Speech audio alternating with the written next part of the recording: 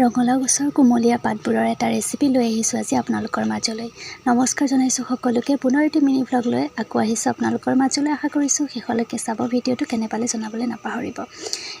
তেন্তে বলক যাওঁ, পলম নকৰোঁ, ভিডিঅ'টো আৰম্ভ কৰোঁ। এয়া গছৰ পৰা কেইটামান কুমলীয়া আগ ছিঙি আনিলোঁ। ৰঙালাও গছৰ কুমলীয়া এই পাতবোৰ এতিয়া খোৱাৰে ছিজন। ৰঙালাও গছবোৰ এতিয়া ধুনীয়াকৈ লহপহকৈ বাঢ়িছে নহয়নে? আৰু ইয়াৰ পাতবোৰ আগবোৰ বিভিন্ন ধৰণে ৰেচিপি ৰান্ধি খাব পাৰি। আজি মই বেচনৰ সৈতে এটা ৰেচিপি ৰান্ধিছোঁ আৰু কঁঠালগুটিৰ সৈতেও এটা ধুনীয়া ৰেচিপি ৰান্ধি থৈছোঁ। সেইটো মই আপলোড কৰিম বাৰু। পাতবোৰ কুমলীয়া পাতবোৰ প্ৰথমতে ধুই পখালি এনেকৈ ধুনীয়াকৈ এখন প্লেটত থৈ দিছোঁ, পাতৰ পৰা যাতে পানীবোৰ অকণমান নিগৰি যায়। তাৰপিছতে এইফালে অলপ বেচন লৈছোঁ। বেচনখিনি অকণমান নিমখ দিছোঁ আৰু পানী দি এতিয়া ধুনীয়া এটা মিশ্ৰণ বনাম, যিটো একদম ধুনীয়া মিহি হ'ব লাগিব। এনেকৈ ধুনীয়াকৈ গুলি ল'লোঁ। যেনেকৈ আমি বেঙেনা ফ্ৰাই কৰোঁ বা বেলেগ কিবা কিবি বস্তু বেচনত দি আমি ফ্ৰাই কৰোঁ, ঠিক তেনেদৰে বনাইছোঁ। হয়তো বহুতে খাইছে চাগে এনেকৈ, বহুতে নাখাবও পাৰে। গতিকে ভিডিঅ'টো যোনে যোনে খোৱা নাই তেওঁলোকে চাব আৰু চাই ধুনীয়াকৈ নিজেও এনেকৈ খাবলৈ চেষ্টা কৰিব। বহুত ধুনীয়া লাগে।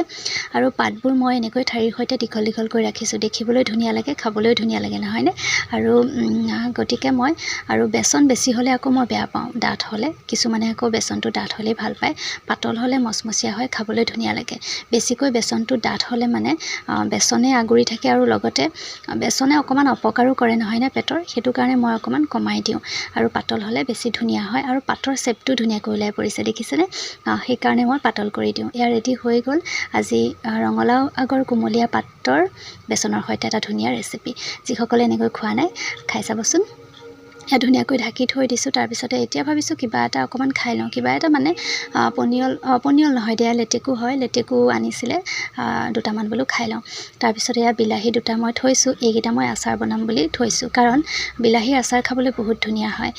সেইকাৰণে বনাম বুলি থৈছোঁ। আৰু এইফালে লেটেকুকেইটা গুচাই লৈছোঁ। গুচাই এইকেইটা খাই লওঁ। আজিৰ ভিডিঅ'টো ইমানতে সামৰিছোঁ।